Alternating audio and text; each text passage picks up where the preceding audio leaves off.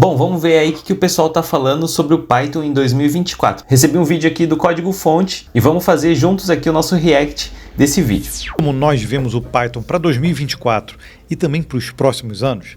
Então, esse é o vídeo. Depois de analisarmos várias tecnologias e linguagens durante 2023, chegou a hora de falar do meu queridinho. Do nosso queridinho, né? Sim, eu assumo. É verdade, nós gostamos bastante de trabalhar em alguns projetos com o Python por vários motivos. Mas aqui nós vamos deixar essa nossa paixão de lado para tratar da tecnologia e de todas as tecnologias que estão envolvidas com o Python. E no caso aqui, eles nem são cientistas de dados, né? Acho que eles são programadores mesmo, mas eles gostam bastante de Python, pelo que a gente está entendendo aqui. Onde ele é mais utilizado, como anda o mercado legal, de trabalho e como é a remuneração. Já pode deixar o like aqui no vídeo, pois além de várias análises, nós trouxemos também o Renzo Nuticelli. Ele é um desenvolvedor especialista em Python e com muita experiência para compartilhar aqui com a gente. Além de codar, ele também é professor e atua em empresa no exterior de forma remota. E para quem também quer atuar em empresas americanas, nossa dica, sabe qual é? É usar a HighGo. Ela é inclusive a plataforma que... Vida em 89, olha só. A linguagem realmente é muito poderosa, porque dá para usar com vários paradigmas. Orientação a objetos, você pode usar ela de forma imperativa, tipagem dinâmica, e também é fortemente tipada. E ela tem uma forma um pouco diferente, porque ela já foi concebida de forma a prevalecer a leitura do programador, o esforço do programador, em virtude da parte computacional. Ou seja, não é à toa que o Python se destaca como uma linguagem simples de ser aprendida, né? Justamente porque ela já foi concebida pensando nisso. Quando a gente era mais novo... Isso é verdade mesmo, né? Então, assim, quem já tem uma familiaridadezinha com programação, aprende Python muito fácil. Ou, para quem não tem também, acaba aprendendo mais fácil mesmo Python, porque parece que ele foi desenvolvido para isso mesmo, né? Muito bom. E a gente começou a aprender a programar, se usava muito Pascal, justamente por conta disso. É uma linguagem simples, é a que estava mais próxima ali do inglês, não? Então dava para fazer só com uma tradução, né? Ficava mais fácil de você entender. E hoje em dia eu vejo o Python fazendo esse papel. O Python, de certa forma, te força a fazer também uma indentação. Então a leitura fica mais simples, né? E o engraçado é que o Python pegou uma certa tração há alguns anos, né? Então no início ele não era essa linguagem tão badalada, mas ela teve um crescimento muito forte na área acadêmica. E eu acho que isso justamente é que deu essa base muito boa que ela tem hoje, né? Porque a sensação que a gente tem quando começa a trabalhar com Python é que tudo que você precisa do ecossistema já tem pronto, já está ali preparado para ser utilizado e maduro, né? Verdade. Muitas dessas bibliotecas hoje que já são badaladas, se a gente olhar, a origem delas está lá na área acadêmica. Agora vamos falar de ranking, né? Tem dois rankings aqui que a gente gosta sempre de citar. O PyPL coloca o Python em primeiro lugar. O PyPL, ele é uma análise que é feita justamente pela quantidade de buscas por tutoriais dentro do Google. Dizem até... Eu, no caso, estou contribuindo bastante aí por esses tutoriais aí, né? Por essas pesquisas aí que estão tendo, né? É que é mais acurado até que o TOB. Tá lá em primeiro lugar. Caraca, já há um bastante tempo e não muda há um tempo, né? Em segundo lugar Python, aqui tá o Java. Se a gente olhar o TOB, tá lá o Python também. Então as outras linguagens ali tem uma mudança nas outras colocações, mas o Python segue firme e forte lá na primeira colocação, né? Pois é, e concorrendo com gigantes, ó, C, C++, Java, nesse caso, né? A gente vê que o uso do Python em várias áreas, e a gente vai detalhar um pouco mais na nossa pesquisa salarial, a gente vê que realmente é muito grande o ecossistema e todas essas ferramentas que são utilizadas, elas realmente têm um suporte incrível pela comunidade. Pois é, eu sei que vocês estão ansiosos, né, para esse finalzinho aqui, mas calma aí que a gente vai chegar lá, tá? Essa parte final que eles vão falar de salários. Calma aí. Por trás da linguagem, a gente tem a Python Software Foundation, que é uma fundação muito forte, que realmente consegue dar esse suporte para quem está chegando na linguagem e também para quem já está completamente maduro, né? Então, a Python Foundation segue até, de fato, como um modelo de fundação para cuidar muito bem da linguagem, né? E outras tecnologias, como o próprio Django, também tem a sua própria fundação, mostrando que mesmo as ferramentas que estão associadas ali ao Python e as tecnologias, elas também precisam ser fortes, né? E se mostram fortes com o passar dos anos. Quais são as principais tecnologias e ferramentas que você utiliza no dia a dia do Python? No meu viés de programação web com Python, Eu utilizo muito o framework Django, na maioria das vezes. Então aqui eles estão falando muito do Python para desenvolvimento web, né? Mas a gente usa muito para ciência de dados, tá? Então, assim, são duas vertentes diferentes, mas isso mostra o quanto que o Python, ele dá para usar ele em várias frentes, tá? Então, assim, muita gente usa para desenvolvimento web mesmo, como ele aqui que está falando, né? Mas a gente usa muito para data science mesmo, hein? Flask e Fast API também. E aí dentro do Django, normalmente vou utilizar muito requests para conseguir extrair informações de outros sites e o framework PyTest para eu conseguir escrever os meus testes automáticos. No viés de programação web, essas seriam as 3 principais ferramentas do dia a dia, apesar de eu instalar várias outras, porque o ecossistema open source ele é muito grande, mas essas seriam as 3 principais. Nós falamos aqui que o Python é multiplataforma e é multiplataforma mesmo, né? Você consegue realmente utilizar o Python em várias frentes, visto que agora é a... Não, vocês viram isso aqui? Microsoft libera a integração entre Excel e Python na versão beta do programa. Eu nunca usei Python no Excel, mas pelo que eu estou entendendo aqui dá para usar e pelo que eu já tinha ouvido assim por fora também dava para usar. Vocês já usaram isso? Dá certo? Eu sei lá, eu tenho minhas dúvidas aqui, mas se você já usou, deixa aqui nos comentários que eu estou muito curioso para saber como é que isso funciona, tá? Porque... sei lá, meu. E no Excel. Então, olha só o quanto isso vai popularizar ainda mais a linguagem. Muita gente é especialista em VBA justamente por conta do Excel. E muita gente teve o primeiro contato, inclusive, por conta do VBA. E aí a gente está vendo que esse ano, especificamente, aí, 2023, trouxe uma outra linguagem para dentro desse ecossistema, mostrando realmente que ela não é só a queridinha aí dos desenvolvedores, não está no top do ranking aí à toa, né? Eu, por exemplo, eu era um desses aqui, né? Que eu comecei mesmo, assim, a aprender mais linguagem de programação mesmo com VBA, porque eu já tinha tido alguma coisa na faculdade mesmo, tinha aprendido C, C++, alguma coisa assim, mas eu comecei a aplicar mesmo no Excel, tá? Então eu fui pro VBA. E aí eu achava que eu conseguia fazer tudo lá com Excel e tudo mais, assim, eu gostava bastante de VBA. Até eu ver que, na verdade, ele tinha lá suas limitações, tanto de velocidade, processamento e tudo mais, até com quantidade de linhas que a gente conseguia ler lá, né, por causa da limitação do Excel. E aí que eu encontrei o Python e, muita diferença. Hoje em dia eu nem sei mais, assim, fazer algum código lá em VBA, acho que eu já esqueci bastante coisa. Mas também porque o Excel, ele supre todas as necessidades. Excel não. Porque o Python, ele supre todas as necessidades, né? Vai continuar sendo utilizado para vários outros meios, outros nichos também, independente se é desenvolvedor ou não. E essa é a beleza, né? Quando a gente vai olhar, e a Vanessa falou, né? A gente precisa resolver algum problema e você precisa de uma biblioteca, baixar uma dependência, você vê que existe coisa para praticamente tudo. Se você pegar um código, por exemplo, em Java, para criar um arquivo de texto, adicionar um conteúdo ali e salvar, você vai ver que, obviamente, o código é bom, é robusto, mas você vai ver que, às vezes, no Python, se você comparar esse mesmo código, você consegue fazer isso em 2 linhas de código, 3. Exatamente, e esses dias mesmo eu soltei um vídeo aqui falando de como eu uso inteligência artificial para montar um código como um cientista de dados. E aí para isso eu peguei um problema que eu nunca tinha resolvido, que era como tirar o fundo de uma imagem com Python. E aí a gente viu que existia já uma biblioteca que já faz isso automaticamente, né? Então é isso que ele está falando, existe biblioteca para tudo, assim, sabe? Então para muita coisa que você precise, que você pensa que talvez já possa existir, muito provavelmente já existe alguma biblioteca que faça isso em Python, tá? 3 linhas isso é muito bom. Ou seja, é muito simples realmente. E é interessante que quem já é desenvolvedor e teve contato com outras linguagens, quando chega no Python, percebe rapidamente isso, né? Caramba, é fácil, né? É simples. Então, rapidamente se apaixona. E aqui nós mesmos temos vários projetos em Python. Eu gosto muito de criar CLI com Python, fazer automações também, RPA, que é uma área também gigante, que a gente também tem que explorar bastante ainda no canal para falar sobre isso, mas é uma área gigante e que o Python atua muito bem, além da... Dá para usar o Selenium, o Beautiful Soup, né?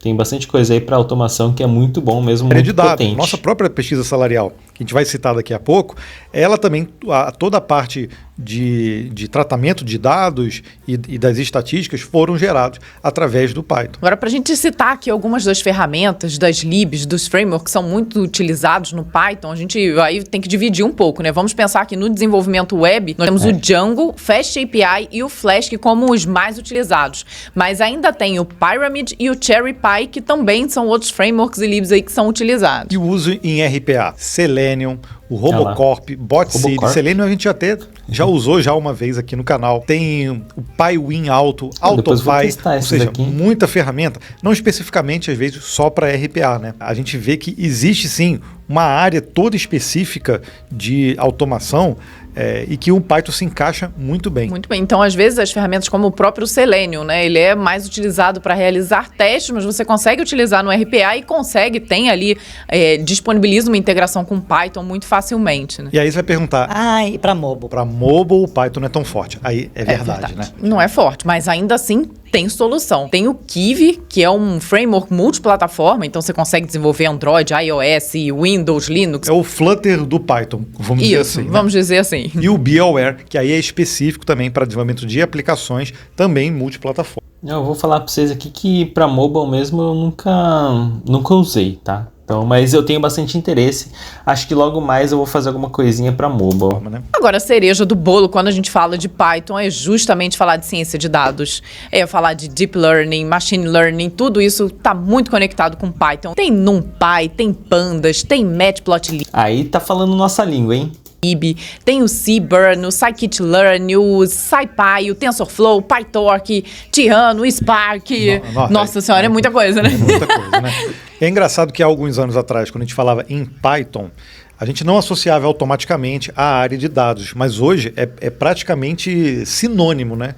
Quando você vai falar, poxa, área de dados, Python. Estatística, Python. Né? É impressionante. E na área de games também. Mas tem muito estatístico aí que eles são, assim, eles gostam muito do R, tá? Então, acho que tem essa divisão ainda bastante forte aí, porque o estatístico mesmo, eu tenho a impressão que eles gostam um pouquinho mais de R. Mas para ciência de dados, em geral, é mais Python mesmo, tá, gente? Também existe solução para Python. Eu não sei especificamente qual game, assim, se tem algum game famosão que usa Python, mas existe lib, que é o Pygame, e o Pyxel. Que realmente... Legal. Não conhecia, não. São soluções que atendem aí uma demanda. Eu até fiquei interessado, porque eu gosto de desenvolver game de vez em quando, mas eu nunca... Caraca, ele gosta de desenvolver game de vez em quando. Esse é nerd, hein? Nunca utilizei o Pygame. Né? Se por acaso você já utilizou, deixa nos comentários. Conta pra gente como é que foi a experiência, né? Se eu não me engano, o Pygame é usado... Será que as pessoas acham isso de mim também? Não, eu não faço por hobby, tá? De vez em quando eu desenvolvo umas coisas ou outras assim. Para ensinar também criança na programação usando Python. Tá? Posso estar errado, mas me digam aqui nos comentários. Agora, em relação ao mercado de trabalho, né? Já que é uma linguagem onipresente aí em praticamente todos os nichos, será que realmente existe espaço para desenvolvimento para web, para desenvolvimento mobile ou para desenvolvimento com dados realmente no exterior? O que você sente do Python, tanto aqui no Brasil quanto para o exterior, né? Bom, em termos de futuro, da minha área em programação web, eu vejo uma estabilidade, uma crescente, digamos assim, mas não algo explosivo, algo dentro da normalidade. Não vai faltar vaga para ninguém, na minha opinião. Sempre vai ter vaga para as pessoas que estão bem formadas. Eu diria que não só no Python, praticamente para qualquer tecnologia que não seja muito de nicho, eu acho que essa é a realidade.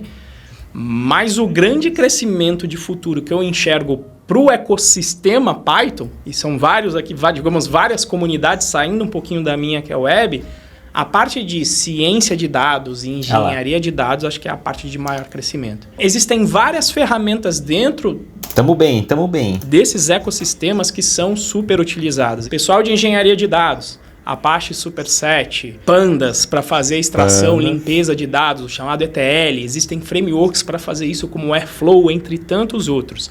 Depois você ainda tem a turma da ciência de dados, que vai pegar esse dado que foi extraído, que foi retirado dali e vai transformar no verdadeiro ouro, que é eu vou aplicar estatística, matemática nisso, para eu conseguir fazer perguntas e ter alguma previsibilidade sobre o futuro. O mundo está andando nessa direção de tomar decisão baseada em dado, e a ferramenta hoje, de fato, para você fazer isso é Python. Essa seara de dados que está numa crescente muito grande, para mim, é o que vai fazer Python ficar muito tempo em primeiro. Não estou vendo surgir algo aí melhor que Python. Você tem aí Jupyter Notebook, que até tá... Ah lá, gente, então, dicas aí do especialista, hein? Então ele tá falando que Python vai ficar bastante em evidência aí, muito por conta da área de dados. Isso é muito bom pra gente. Criando uma linguagem nova que é a Julia, mas começou como o IPython Notebook. O kernel mais utilizado é o Python lá dentro. Para mim, o grande crescimento da linguagem em si hoje se dá por conta de dados, e é difícil de prever, é difícil a gente falar para 10, 15 anos, mas se eu fosse apostar, fazer a aposta para 10, 15, para mim Python vai estar muito forte por causa de ciência de dados e engenharia de dados. E já pegando o gancho aqui do que ele está falando, se você está começando os seus estudos aí em Python, eu tenho o meu curso de introdução a Python para ciência de dados, e esse curso é voltado para quem está bem iniciando mesmo na área e na linguagem de programação Python. Então eu vou desde o comecinho lá, de criação de variáveis, como que a gente define uma variável, o que é uma variável, eu passo por loops, condicionais, e tem um módulo extra onde eu falo sobre utilizar bibliotecas externas dentro do Python, tá? Então, tá bem legal, o link tá aqui no primeiro comentário fixado. Vamos voltar lá pro vídeo. Pesquisa salarial, se a gente pegar o recorte só de desenvolvedores que escolheram a linguagem Python como a sua linguagem principal, a gente tem 1.739, lá dos quase 18 mil, 1.739 trabalham principalmente com Python. E aí a média salarial, ela tá ao seguinte, ó, estágio 1.700, júnior 4.300, pleno 8.900, sênior 16.000 e o outro que a gente tem sempre que explicar, né? Que pode ser um especialista, um tech lead, né? Uma outra pessoa, um analista, às vezes, que trabalha especificamente com Python. E nesse caso ali... Calma aí, onde que é isso aqui? É no Brasil? Média salarial por nível. Deve ser no Brasil, né? Interessante.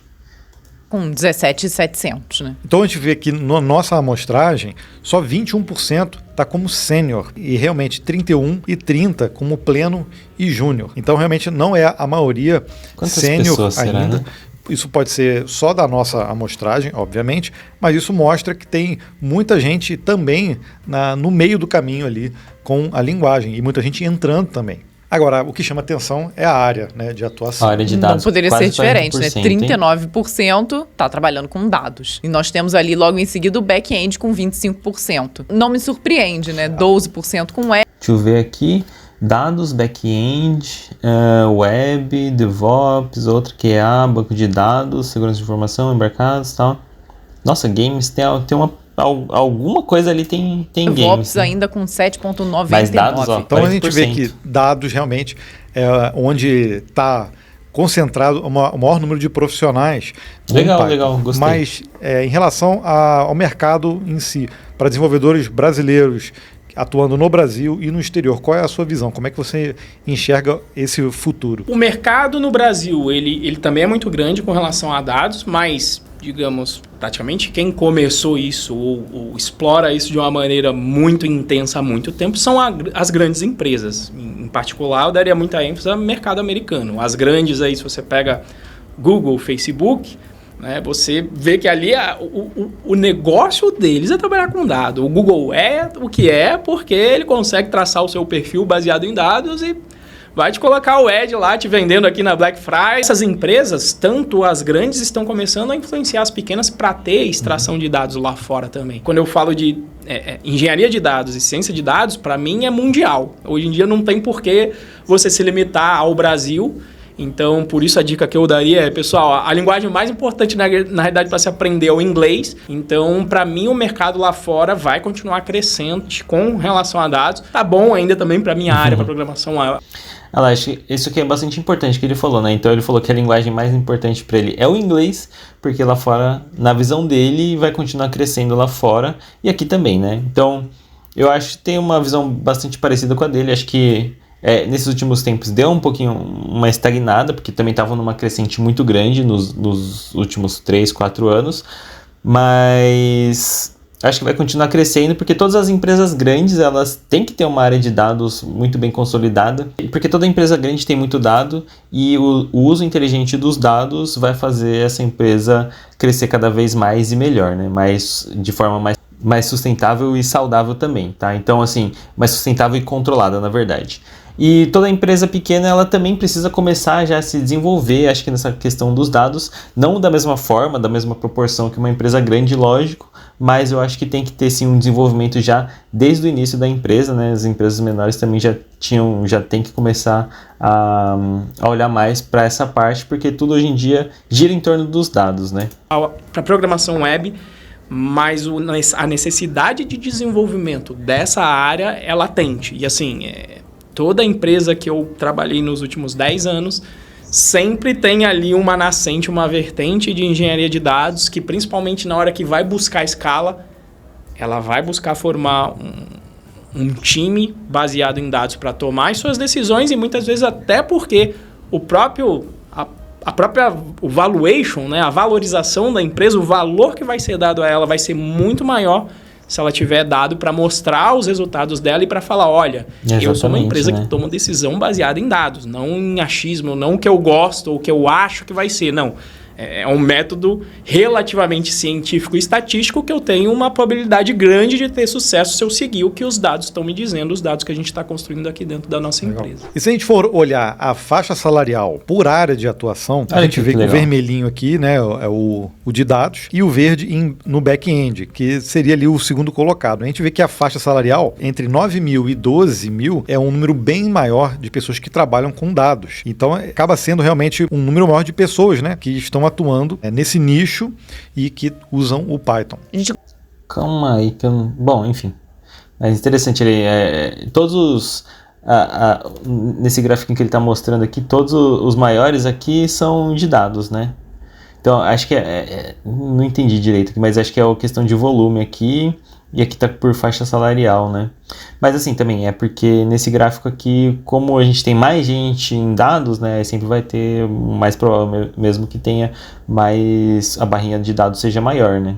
Porque tem mais gente mexendo com dados. Acho que, enfim, vamos ver o próximo gráfico. Hoje, né, que estão atuando nesse nicho e que usam o Python. A gente gosta sempre também de trazer esse recorte aqui que mostra o tempo de experiência com relação ao salário. E nós temos ali a maioria das pessoas entre 2 e 4 anos, numa média salarial de 7 a 9 mil. Isso. E aí é legal. Peraí, deixa eu ver. Entre 7 e 9 mil. Ah, aqui ele tem um pico, né? Então, essa linha aqui é entre 2 e 4 anos de experiência, e aqui está mostrando a faixa salarial. Então, aqui é o volume, né?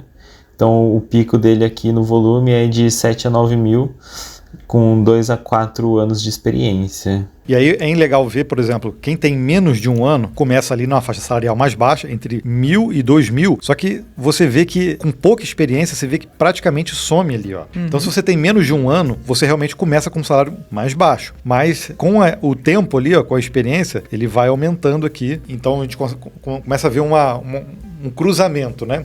Quanto mais experiência realmente, o seu salário vai aumentando. Um outro dado que chamou a Então é interessante, né? Porque isso aqui mostra que, assim, não existe, né? É muito difícil ter aquela questão lá que eu sempre falo aqui, né? Que de pouca experiência em salários muito altos, né? Que é o que muita gente tenta vender e que realmente não faz sentido, né?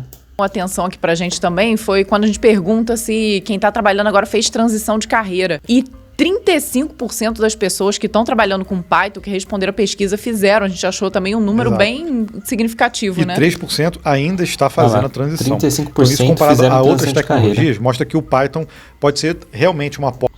E essas coisas aqui embaixo, que é, ó, de 13 a 17 anos, 900... O que são essas coisas aqui?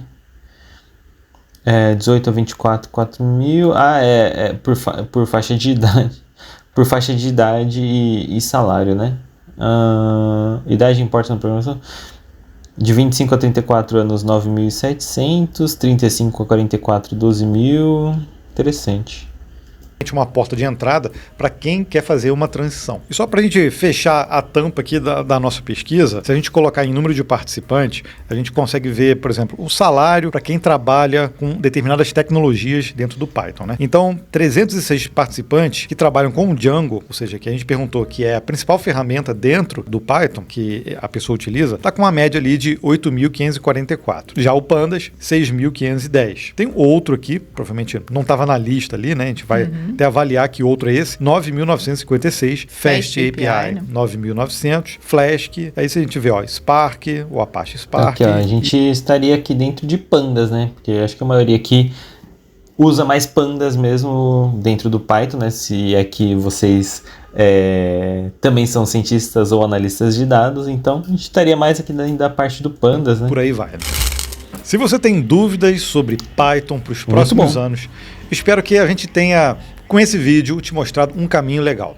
Então, se especializar em Python vai te ajudar de várias formas na sua carreira. A linguagem tem um ecossistema incrível e é utilizada em nichos que outras linguagens não têm tanta força. É um verdadeiro canivete suíço. Claro que nenhuma linguagem consegue resolver todos os problemas, mas se fôssemos fazer um ranking disso, o Python estaria realmente lá em cima. Não é à toa que ela está nas top linguagens do índice TOB e que em novembro de 2022 alcançou o primeiro lugar e continua por lá até hoje. Comenta aqui pra mim se você, assim como nós, também é fã de Python. Se você contar a sua experiência com a linguagem, nós vamos destacar o seu comentário. Então, capricha no comentário, tá? Grande abraço no coração e eu te espero no próximo vídeo. Tchau, tchau. Boa. Tchau. É isso aí. Essa aqui é a visão do código-fonte. Eu também tenho uma visão bastante parecida e principalmente com o que eles falaram aqui com relação à área de dados, tá? Eu acho que vai continuar crescendo e eu acho que é muito importante, vai continuar sendo bastante importante e vai continuar em evidência, sim, na nossa área, beleza? Espero que vocês tenham gostado desse vídeo. Deixa lá o like de vocês também no vídeo do código-fonte e nesse vídeo aqui. E até a próxima e tchau!